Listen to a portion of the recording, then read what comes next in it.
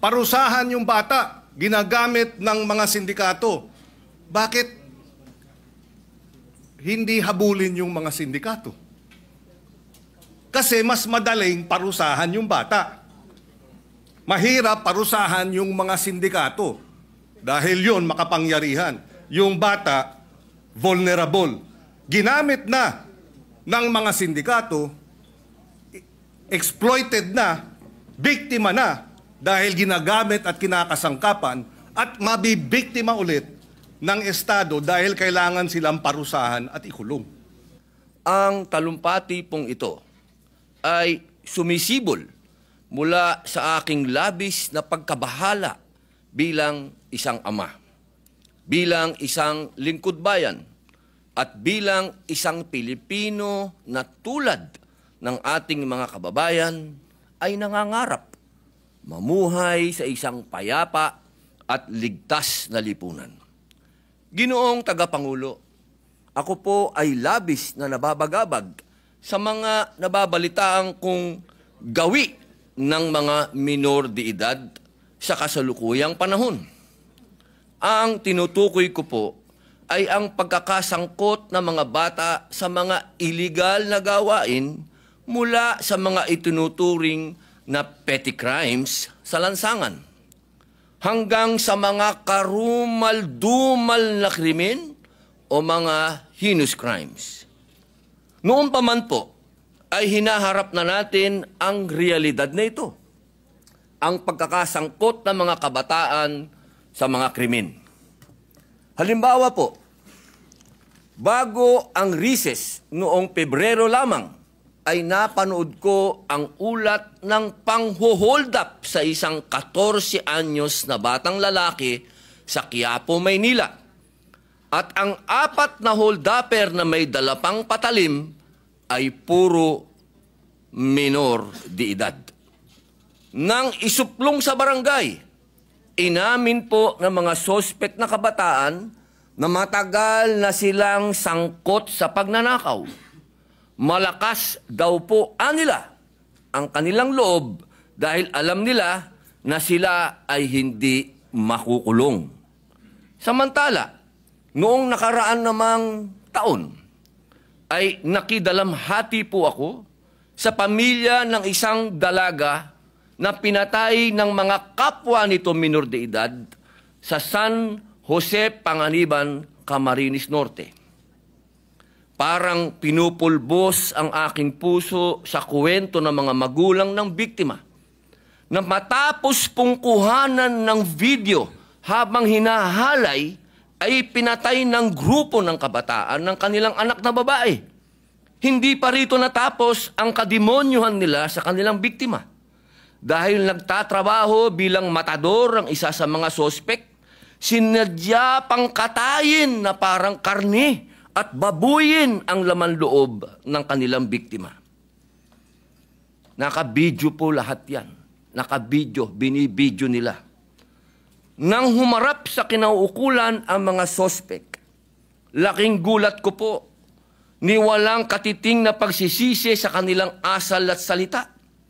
At tinatakot pa po nila ang mga pulis na kapag sila ay nakalabas, hahantingin nila itong mga ito at papatayin nila. Kasabay ng aking awang nararamdaman sa mga naulila, ay halos walang mapaglagyan ang galit na nararamdaman ko sa mga likod ng mga krimen. At nasisiguro kong ganito rin po ang nadarama ng mga nakakaalam sa kwentong ito. Noong 2019, ay inulat po ng Philippine National Police na mahigit 12,000 na minor de edad ang nasangkot sa krimen mula 2016. Ang mga nangunguna pong krimen ay ang panggagahasa at pagkasangkot sa illegal na droga ng mga kabataan. Sa mga nakaraang taon, patuloy ang pagkasangkot ng mga kabataan sa mga illegal na aktibidad. Isang halimbawa na rito ang isang minor de edad ang nakasuhan ng murder sa Caloocan dahil sa pagpatay sa isa pang minor de edad na walang habas na paghampasin ng 2x2 na kahoy ang suspect ng biktima. Ang suspect, pinatay niya yung pinagpapalo sa ulo ng 2x2. Bata po ito, bata. Noong 2021, matatandaan ang labis sa pagkabahala ng publiko sa walang awang pagpatay sa magkapatid na si Crisville Louie, 16 years old, at si Crisel Guain, 18. Sa loob mismo ng kanilang tahanan sa North Cotabato, nang lumabas sa investigasyon na mismong ang kanilang 16 years old na adopted sister na si Janice ang nagplano at nagsagawa ng krimen. Noong 2022 po, isang minor de edad ang nasangkot sa pagkidnap at pagpatay sa isang pharmaceutical executive. Sa parehong taon din po yun, naganap ang pagkasangkot ng 4 na minor de edad sa pananaksak sa mga nakaalitan ng mga ito na nagresulta sa pagkamatay ng isang biktima. Ditong taon lamang po sa Pampanga, isang 6 years old na batang babae ang ginahasa ng sarili niyang mga kalaro. Mga batang edad na 8 years old, 10 years old ang gulang. Isipin po ninyo, mga murang edad, pero parang gang rape na po ang ginawa sa isang bata, parehas nilang bata. Kamay-kailan lamang po sa Quezon City, isang 13 anyos na batang lalaki ang kinasuhan ng rape with homicide matapos umanong patayin at gahasain ang kanyang 8 taong gulang na kapitbahay na si Kaykay. Ayon sa ulat ng pulisya, bunga ng pagnanais ng salarin na gawin ang isa niyang napanood, kaya naisagawa ang karumal-dumal na krimen. Ang akin pong tanggapan ay nagtungo sa lamay ni Kaykay upang makiramay at makipag-usap sa pamilya at iparating na hindi na sila nag-iisa sa laban para sa hustisya. Ginoong Pangulo, batid ko po ang ganda ng ating batas sa ilalim ng Republic Act 9344 o ang Juvenile Justice and Welfare Act of 2006 at Republic Act 10630 na nag-amyenda sa RA 9344 noong 2013. Niyayakap ko po ang hangarin ng batas na pangalagaan ang kapakanan ng ating mga kabataan. Ramdam ko po ang kahalagahan nito dahil ako po ay isang magulang. Subalit, sa akin pong kamulatan, hindi ko po maiwasang namnamin na marahil ay napapanahon na ring ibaba ang edad ng pananagutan o criminal liability para sa mga minor de edad. Ako naman po ay kailanman ay hindi nagmamalinis tungkol sa aking mga nakaraan at pinagdaanan. Ang totoo po, ang mga karanasang din yan ang aking pinaghuhugutan sapagkat nasaksihan ko po lahat yan. Minsan na rin po akong naging in conflict with the law, dala ng pagiging mapusok mula pagkabata hanggang magbinata. Sa katunayan, noong ako po ay nasa bilangguan, ako po ay nangulila na magkaroon ng mga panukala na magbibigay proteksyon sa mga batang nakakulong. At bilang isang tanod po o miyembro ng lupo ng tagamapayapa sa loob ng kulungan, ako po'y barangay tanod sa Bilibid. Ako po ang isa sa inmates custodial aid. Yun po ang tawad sa amin. Nanguna po ako na magrekomenda sa Bilibid nung panahon na yan na magkaroon ng juvenile cell. Dahil nakikita ko po talaga na hindi nararapat na yung mga kabataan ay kasama ng mga matatandaan ng bilanggo. Alam niyo po ba ang nangyari? Ako po'y napagbigyan ng Bureau of Correction at kami po'y naglagay ng syelda para sa kanila na inaasahan ko po na yung syelda na yon ay magiging masaya dahil nandun lahat ng juvenile. Alam niyo po ba, sa aking karanasan sa Bilibid, ang aking nakitang at nasaksihan pinakakarumal-dumal na krimen ay ginawa ng juvenile. Dahil alam niyo po, sa Bilibid, pag nagkakasubukan dyan, ang mga lalaki, bihira po dyan ng traiduran. Talagang nagpapaandaran po yan. Minsan sa plaza, minsan sa buyon, CR. Minsan, pag nagkatsempuhan, sa selda. Pero ito pong nangyari sa juvenile, habang natutulog, habang tulog yung biktima, kumuha ng kahoy. Hindi nga yung 2x2, malang yung 4x4 yun. Ipinalo sa ulo nung kahoy niya. Alam nyo, rumisponde kami, dahil kami barangay tanod eh. Pagdating namin doon sa visiting hall, nakahiga na doon yung biktima. Lumalabas yung dugo sa tenga, sa ilong, banda sa mata pa. Kami pa ho, matagal po kasi, bago dumating ang ambulansya sa medium security compound, manggagaling pa ho yun sa maximum, mga 20 minuto po yun, hanggang 30 minuto kung nagmamadali pa yung driver. Kung medyo kumakain yung driver o relax, mga 1 oras po yun. So bago po dumating, binuhat namin yung bata. Pagdating sa ambulansya, alam ko, patay na yung bata. So yun po, nagkaroon sa akin ng epekto yun. Tama ba yung ginawa ko na hiniwalay ko yung mga bata? Samantalang noon, sila ay kasama ng mga mayor na matatanda at sila ay nababantayan. Yan po yung mga sinasabi kong experience. Ngayon po, mga kasama, bagamat mahirap maunawaan, kailangan po nating tanggapin na mayroong mga kahit wala pa sa legal na edad, nilililaw ko po hindi ko po nila lahat, ay alam na po nila ang kanilang ginagawa ayon sa kanilang mismong kapasyahan. Dahil itong bata nakapagplano na. Naiplano na niya sa isip niya yung gagawin niya. Paano po natin iisipin na yun ay bata pa rin? Lalo na po ngayon, natalamak ang exposure ng mga kabataan sa social media at internet. Nabanggit ko na rin po noon ang ulat ng Council for the Welfare of the Children, base na rin sa datos ng UNICEF, na sa 1 sa 3 minor de edad ay gumagamit ng internet.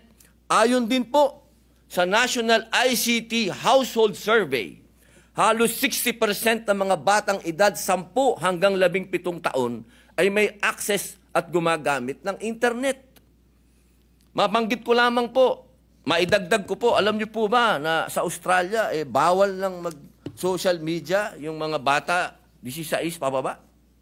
Dahil nga po sa mga napapanood nila at ginagaya nila, katulad po ng rape kay Kai, napanood. Aminin man po natin o hindi, dala na rin ng pag-usap ng modernong panahon. Ang mga kabataan po natin ay mas maaga nang makatuklas at sumubok ng mga bagay-bagay. Mas nauunawaan na ng kabataan ang pagkakaiba ng mga katanggap-tanggap at hindi katanggap-tanggap na gawain kumpara noong mga naunang panahon. O noong panahon natin. Sa ating kasalukuyang batas po, ang mga 15 anyos pababa ay exempted sa kriminal na pananagutan at sasailalim sa mga intervention program ng pamahalaan. Samantalang may edad na higit sa 15 taon gulang, ngunit hindi lalampas ng 18 taong gulang, ay hindi rin pananagutin. Maliban na lamang kung siya ay kumilos ng may sapat na pag-unawa o discernment. Batid ko din po na naglabas na ang ating kataas-taasang hukuman ng mga panuntunan sa pagdetermina kung ang child in conflict with the law ay umakto ng may discernment. Ayon po sa Supreme Court, ang discernment ay tumutukoy sa kakayahan ng isang bata sa oras ng pagkakasala na maunawaan ang pagkakaiba ng tama at mali. Kasama rin dito ang kakayahan ng minor de edad na malaman ang kahinatnan ng pagkakasala. Nakasaad din po sa Juvenile Justice and Welfare Act ang mga batang may edad higit sa 12 hanggang 15 taong gulang na mapatunayang nagsagawa ng mga seryosong paglabag sa batas ay ituturing lamang na neglected child at ipapasok sa pasilidad ng Intensive Juvenile Intervention and Support Center o tinatawag na Bahay Pag-asa. Ginoong Tagapangulo, saganang akin lamang po naman, baka po napapanahon na upang muli nating bisitahin ang mga umiiral na batas tungkol po sa kriminal na pananagutan ng mga kabataan. Baka po ito ang panahon na upang magkaroon ng mas naaangkop na kahinatnan o consequences ang kanilang mga aksyon sa pamamagitan ng sistema ng hustisya sa ating lipunan. Batid ko po na iba't iba ang magiging reaksyon dito, subalit sa tingin ko ay kailangan na nating suriin ang pagbababa ng edad ng kriminal sa pananagutan hanggang 10 taong gulang po. Pagdating sa karumal-dumal na krimen. Inuulit ko po, kasi marami po akong nabasa, marami pong nagsalita, marami pong nagkwento, na lahat daw po ay in general, gusto ko daw po makulong ng mga bata. Hindi po. Alam niyo po mga kababayan, kung meron pong isang nakakaintindi patungkol sa criminal mind, wala na po sigurong gagaling pa sa akin dito dahil ex-convict ako Hindi ko po yung pinagyayabang. Pero ito pong sinasabi ko ay karanasan ko. Hindi ko po ito nabasa sa libro, hindi ko po ito natutuhan sa teacher, hindi ko po ito na kausap lang ang isang tao o 2 tao, 3 tao. Ako po ay nakulong mismo sa populasyon ng bilangguan. Marami din pong nakulong dyan, pero hindi naman nakulong sa bilangguan talaga, nakasama ka sa populasyon.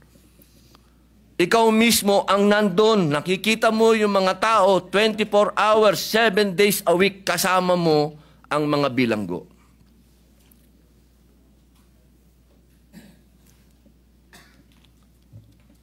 Yan naman po ay kasabihan na dito sa atin. Experience is the best teacher. At dapat din po natin pakinggan yung sinasabi din po ng mga ibang eksperto at maaari pong maging sandigan din ng ating mga pag-aaral ang nagsasabing ang pagtabigong tugunan ang kriminal na pag-uugali sa mga bata ay maaaring magresulta sa mga paulit-ulit na pagkakasala at ang delikado pa ay ang pagnanais na gumawa ng mas matinding mga paglabag sa batas. Habang nalalaman nila na sila po ay hindi mananagot sa batas. Maaari po nilang isipin na ang kanilang mga aksyon ay walang tunay na kahinatnan. Katulad po ng napanood po natin kanina sa video, ang linaw po nung sinabi ng mga bata na sila naman daw ay hindi mapaparusahan. Ginoong Tagapangulo, kaya naman ang inyong lingkod ay naghain ng panukalang batas. Hindi po para sagasaan ang mga ibang batas o sagasaan ang mga paniniwala ng ibang tao, kundi ito po ang katotohanan, ito po ang realidad na naglalayong ibaba sa 10 taong gulang ang edad ng kriminal na pananagutan para sa mga kabataang gumawa ng karumal-dumal na krimen. Inuulit ko po, ang Senate Bill number 372 na naglalayong ibaba 10 taong gulang ang edad ng kriminal na pananagutan para sa mga kabataang gumawa ng karumal-dumal na krimen o heinous crimes tulad ng parricide, murder, rape, kidnapping na may pagpatay o panggagahasa, robbery with homicide o rape, destructive arson, at mga mabibigat na kaso sa ilalim ng batas laban sa droga. Hindi po ito para sa karaniwang paglabag. kung saan ang iiral pa rin ay ang kasalukuyang probisyon ng batas hinggil sa mga magkakasala na edad 15 hanggang 18 years old. Kung ito'y mahirap pag-usapan, mas mahirap pong pakinggan ang iyak ng mga biktima at pamilya na hanggang ngayon ay humihingi ng hustisya. Hindi po natin isinusulong ang paglabag sa karapatan ng kabataan. Hindi po natin gagawin yan. Pero hindi na rin po natin pwedeng ipikit ang ating mga mata sa katotohanang may mga kabataang kayang magplano at magsagawa ng kahindik-hindik na krimen. Ganito, Ginoong Tagapangulo, uulitin ko po, ang aking panukalang pagbaba ng edad ng kriminal na pananagutan ay para lamang po sa mga karumal-dumal na krimen. Alam ko pong marami ang may gustong magtanong, magpahayag ng saloobin, at sa takdang panahon, pagbukas ng mga pagdinig, bukas po ako sa lahat ng tanong at mungkahi. Sa ngayon, patuloy din pong nag-aaral at nangangalap ng datos ang aking tanggapan. Ako din po ay lubos na naniniwala na sa pangunguna ni Senador Alan Peter Cayetano bilang tagapangulo ng Senate Committee on Justice and Human Rights, ang naturang panukalang batas ay masusing matatalakay batay sa mapagkakatiwalaang datos at sa paraang ganap at naaayon sa itinakdang proseso ng legislation. Hayaan ninyong ibalita ko po na marami na pong punong barangay, mga barangay captain, ang lumapit po sa atin, dito sa ating opisina, sa Senado, upang ipahayag ang kanilang suporta. Ayon po sa kanila, nakikita nila ang importansya ng ating panukalang batas. Dahil sila ang nakakakita sa realidad, sa komunidad, bilang mga unang takbuhan ng ating mga kababayan. Katunayan nga po, meron pong inihain na resolusyon sa Sangguniang Panglunsod ng Quezon City na sumusuporta sa aking panukala. Bilang pagkilala sa pangangailangan na magtaguyod ng balanse sa pagtitiyak na mapanagot ang mga batang nakagawa ng karumal-dumal na krimen nang hindi isinasantabi ang prinsipyo ng rehabilitation, pananagutan ng magulang, at proteksyon sa bata. Napakarami na pong nasabing opinyon at posisyon ukol sa usaping ito. At sa aking panukala, bago pa man masimulan ang proseso ng legislation, ang akin pong pagsamo ay dalhin natin ang isyong ito sa bulwagan ng Senado. Hindi upang tayo po ay mag-away-away, magkagulo, ngunit upang ito po ay marinig. Marinig nawa ng ating mga kinatawan dito ang hinagpis ng mga biktima, ng kanilang mga pamilya at mahal sa buhay. Naway mabuksan ang ating kamalayan sa usaping juvenile justice. Dahil ang batas na naglalayong protektahan ang karapatan ng mga batang nagkasala at kilalanin ang kakayahan nilang magbago, ay dapat ring gumalang sa karapatan ng mga biktima na makakamit ang hustisya. Sa huli po, tayo po ay kinatawan ng lahat ng mamamayang Pilipino. Bilang mga mambabatas, hindi naman po sigurong magiging kalabisan kung bibigyan natin ng pansin at tugon ang nakakabahalang paksa na ito. Lalo't ang mga nabigiging biktima ay mga pangkaraniwang tao, not those who live in the perfect world. Kung maaari po bang magtanong ng ilang mga katanungan sa ating nagbigay ng kanyang privilege speech? Opo. Unang-una, nagpapasalamat tayo na ito'y naisiwalat ng ating kasamahan sa Senado, yung usapin ng Juvenile Justice Welfare Law of 2006 and amended noong 2013. Una sa lahat, tayo ay nakikiisa sa Kanya sa usapin ng pangangailangan ng hustisya, lalo na sa mga naging biktima ng mga krimen o kaya mga kilos ng mga kabataang nasasangkot o minor de edad na nasasangkot sa criminal activities. Tama lang na dapat ang mga nagkasala ay nananagot. At marahil ay maraming kinakailangan ding liwanagin o linawin sa usapin nung ano nga ba ang tunay na mga probisyon o tunay na mga posibleng mga pag-implementa ng batas at ikumpara ito dun sa mga hindi tama o kaya disinformation. Unang-una sa lahat, hindi po tama at hindi ito naaayon sa batas na walang pananagutan ang kabataan na nagkakasala. Number 1. Number 2, hindi rin tama na ang nagkasala sa batas na menor de edad ay dapat pakawalan. Number 3, hindi rin tama na kapag ikaw ay below 15 at up to 9 years old at ikaw ay nagkasala, ay dapat kang pakawalan. Maliwanag, noong 2006 na ipasa yung batas, nakita ang ilang mga naging problema sa implementasyon ng batas. Kaya noong 2013, ito ay inamendahan under the chairmanship then of now Senate President Chis Escudero. He was the chairperson of the Senate Committee on Justice. Ngayon, siguro isang tanong.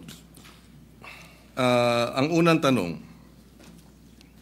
maaari bang masabi na oo, may kakulangan ng batas,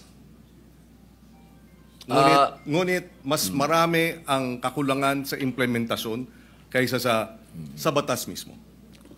Una po, linawin ko po sa ating kaibigan, Senator Kiko Pangilinan, wala po akong sinabi na kulang ang batas. Ang sabi ko po ay napakaganda ng batas na ito.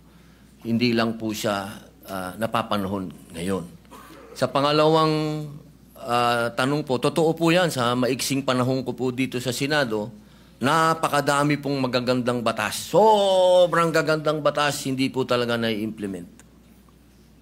Hindi lang po sa usapin na ito. Usapin lang ng agrikultura, number 1 na yun. Public information, number 2 na yun. Pero ito pong tanong niyo po, totoo po yan. Implementasyon ang kulang. Pero alam niyo naman po sa buhay ng... Ito lang po, opinion ko lang po ito, no? Dahil ako po ay hindi ko naman po itinatago na tayo po'y galing dyan sa ganyang klaseng buhay.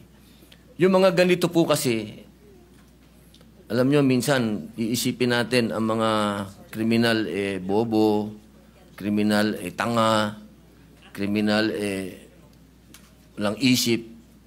Gusto ko pong sabihin sa inyo, nagkakamali po tayo. Yan ho ang mga pinaka may brilliant mind, ano? Kung gusto nilang gumawa ng krimen at gusto nilang gamitin po talaga yung mga bata, talaga pong magagamit po nila. Kaya ulitin ko po, Senator Kiko, wala po akong nakitang hindi maganda sa batas po ninyo. Ako po'y naniniwala dito sa batas po ninyo. Kaya lang po, kailangan po natin mag-adjust po sa panahon po ngayon.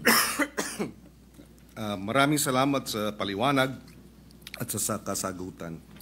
Kanina nabanggit nung in-interview na kabataan na kaya nila ginawa yung batas, yung kriminalidad. Kaya sila gumawa ng krimen ay dahil hindi sila mapaparusahan. Tama yun, hindi ba? Tama yung kanilang, yung bitiw na salita. Tama ba yun sa ilalim ng batas na pag sila'y gumawa ng kriminalidad o krimen ay hindi sila mapaparusahan. Sa usapin po ng, kasi ganito po yan, no? Napakaganda po nung inyo pong katanungan. Ang bata kasi, kahit siya, lalahatin ko na po, ano? Kasi ganito yan pagka sinabi mong pananagutan, ang kaduktong po nun, dapat may parusa. Kasi kung pananagutan, oo, may pananagutan, sinabihan siya, ginawa mo yan, kaya ganito muna ang mangyayari sa'yo, dadaling ka muna dito sa Bahay Pag-asa, dadaan ka dito sa matinding intensive na masasabi nating psychological and moral and lahat na po, no? Sabihin natin. Alam niyo po, Senator Kiko, sa 3 years and a half ko po sa Bilibid, hindi ko naman po nila lahat, ano? Pero wala na pong pinakamagagaling na artista kundi kriminal. Kapag kaharap niyo po yan, lahat ng drama, lahat na po, sabihin niyo po, lahat ng kalungkutan, lahat ng pinagdadaanan niya, sasabihin sa inyo. Pero pag talikod po ng nag-i-interview dyan, o halimbawa ng empleyado yung sabihin gwardiya, o ng probation officer, pag talikod po nun, pagbalik nyo sa selda, bubuksan yung wallet niya, papakita sa iyo yung dyaryo, ito ang pinatay ko, pare.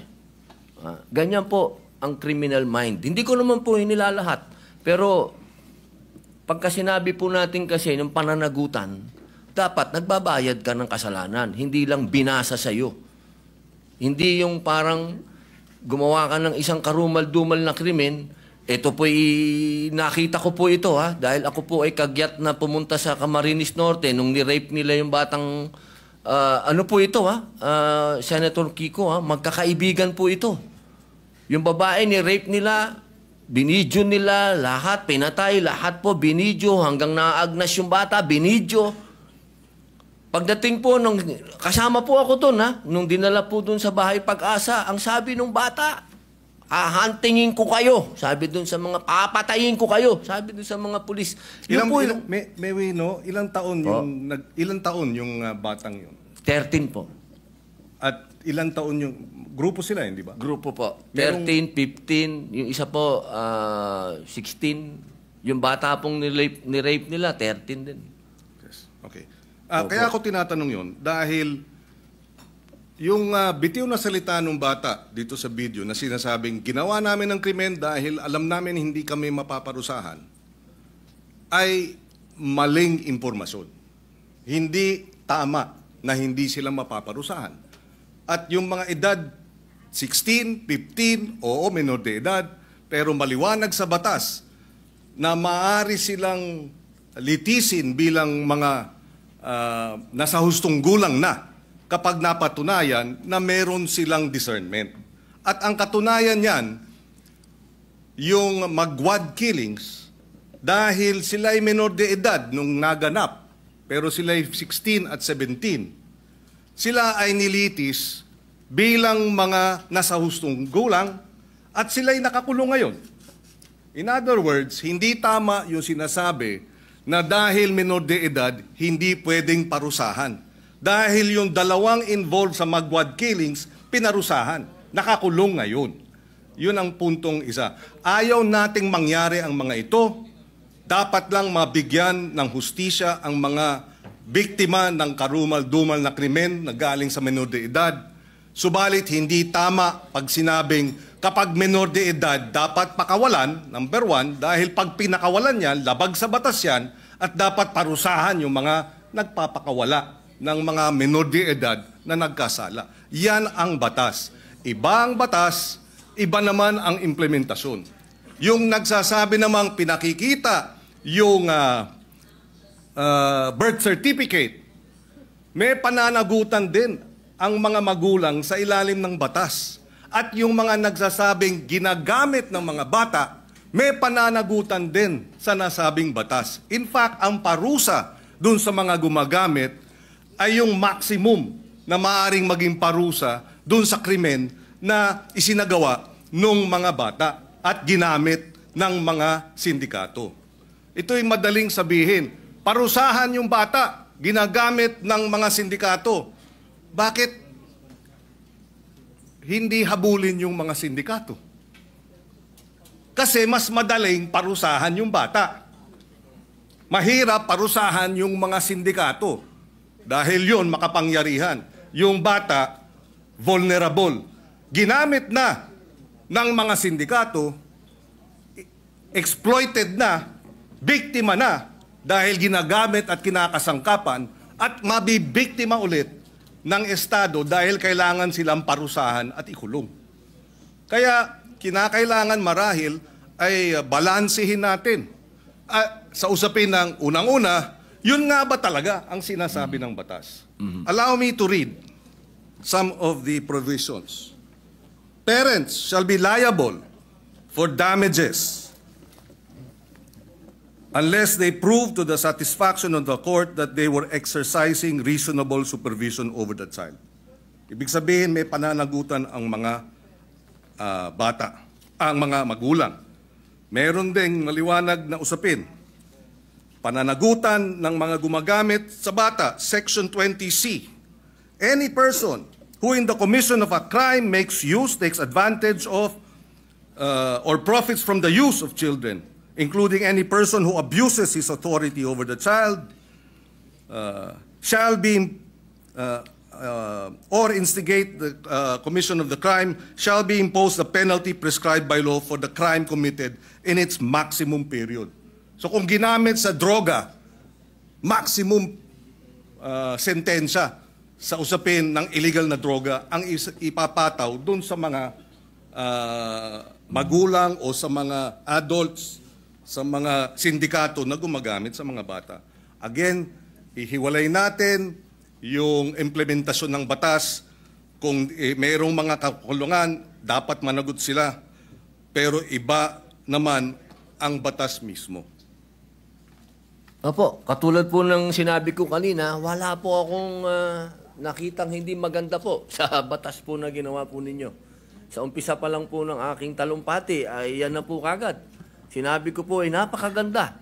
Yun lamang po sa usapin. Doon lamang po sa edad. At yun po talaga ang aming intensyon na bumaba po ito. Dahil sa nakita naman po natin, talagang yung mga nakakagawa po ng krimen ngayon ay nasa ganung edad na po. Huwag niyo pong isipin na ang aking amenda ay para guluhin o sirain ang honor ng batas po na yan. Hindi po. Ako po ay isang ayon dyan. Yung lamang pong provision na yun. Kailangan lang naman po talaga nating pag-aralang mabuti dahil sa ngayon po talaga aming ginagalang at mahal na Senador Kiko Pangilinan, iba po kasi ang pinanggagalingan natin. Kayo po ay magaling na abogado. Kayo po ay nasa, medyo ironic lang kasi kayo ang nasa posisyon ng akusado. Ako naman ang nasa posisyon ng biktima. Pero iisa lang po yung ating mithiin, proteksyon na ng mga bata. Bata. Opo. Pero yung mga nakagawa po ng mga heinous crime, hindi ko po talaga matatanggap na tatawagin nating mga bata itong mga ito. Tama po yan. At kaya nga nakalagay din sa batas, kung sila ay kumilos at magkaroon ng discernment at kumilos na parang mga tulad ng mga nasa hustong gulang na, from 18 to 15, dapat litisin bilang mga nasa hustong gulang na. At yung 15 and below naman, pagka serious offenses, pwede silang mandatory confinement for a period not less than 1 year. Ibig sabihin, sila ay involuntarily confined for a period of not less than 1 year.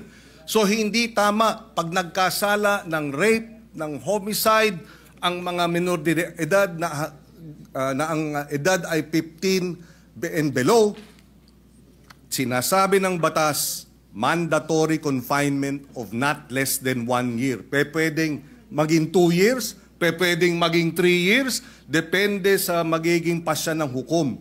Pero hindi tama na sabihin, pagka 15, 14, 13, 12, nag-rape, dapat pakawalan. Labag sa batas yun. Ngayon, nais ko rin ipaliwanag at ilagay sa records po natin, narito si Senator Sherwin Gatchalian. Nung siya ay mayor full implementation ng Juvenile Justice Welfare Law ang kanyang inimplementa. At naalala ko na 70%, if I remember right, nung mga nabigyan ng pangalawang pagkakataon dahil nagkasala na diversion program ay nanumbalik sa normal na buhay at nagkaroon na ng maayos na pamumuhay. In other words, nais din natin malaman pagdating sa committee hearing, dito sa batas na ito, ilan ang mga nakinabang at nagkaroon ng pangalawang pagkakataon at nagbago ng buhay.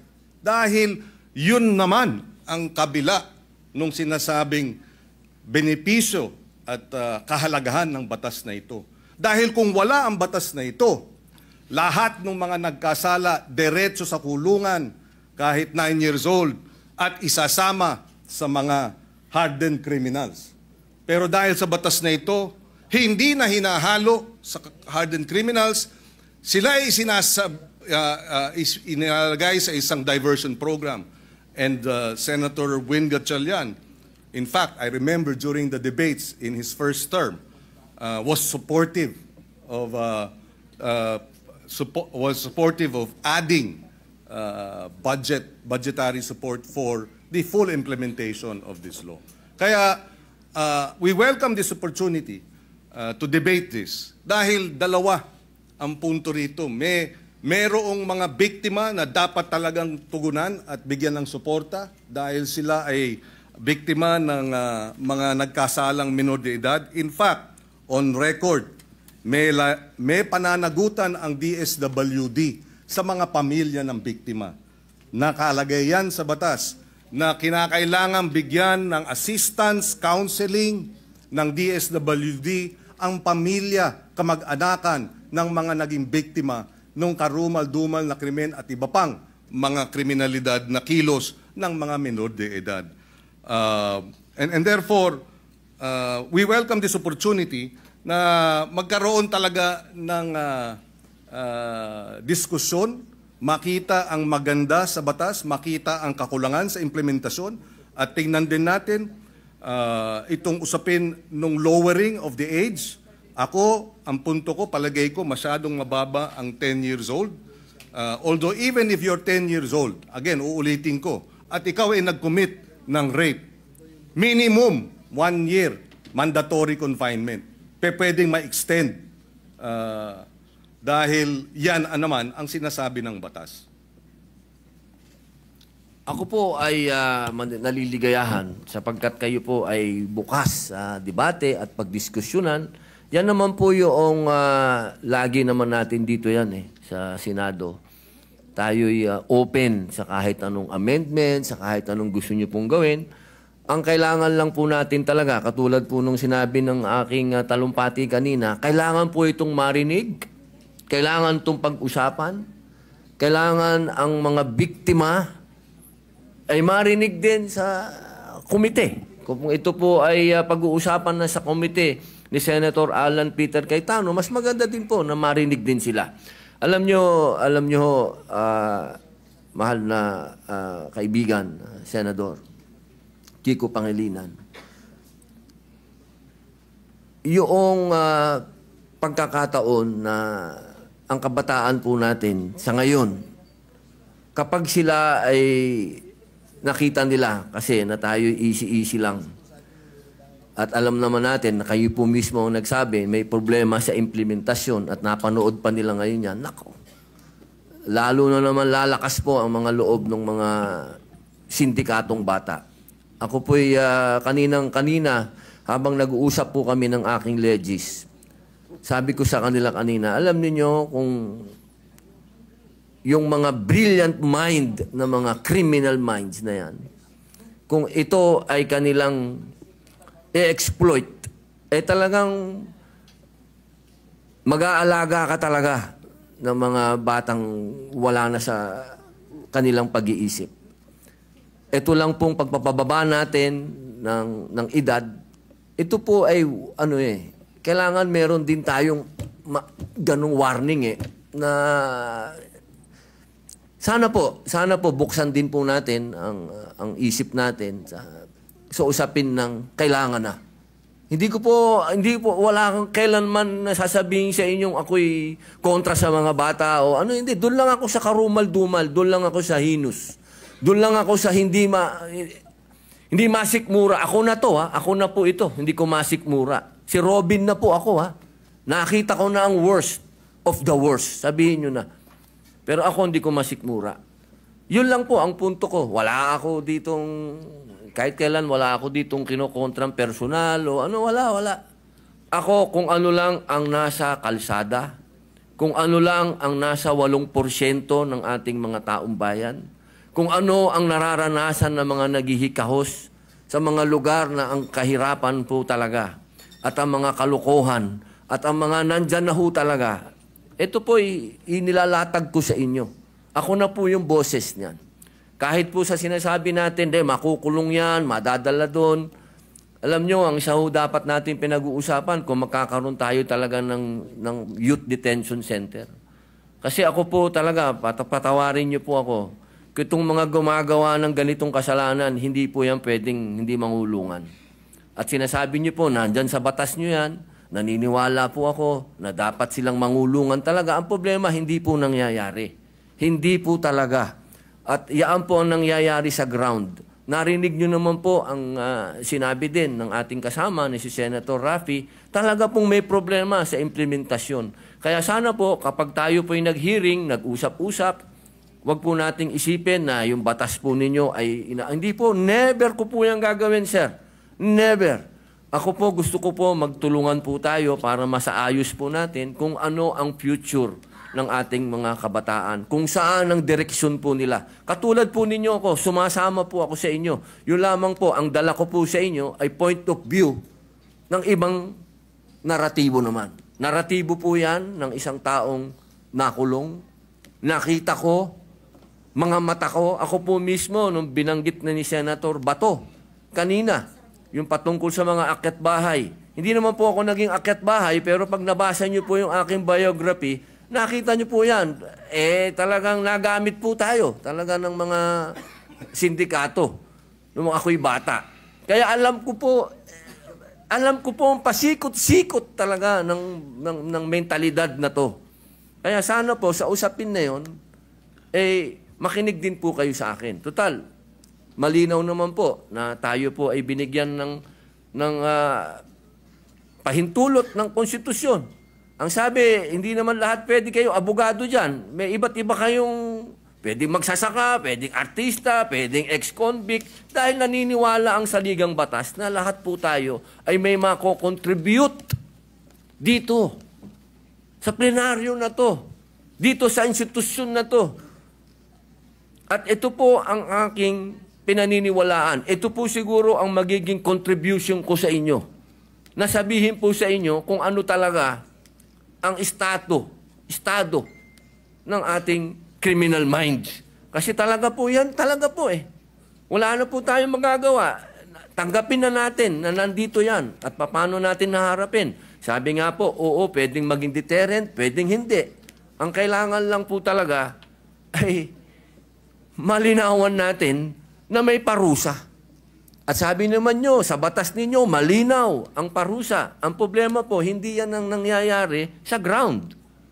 Kaya kailangan po talaga nating rebisahin. Kailangan po natin talagang pag-usapan. Kailangan po nating upuan. Kailangan natin itong pag-usapan ngayon na. Huwag nating i-delay. Ang hinihiling po natin, mag-hearing na.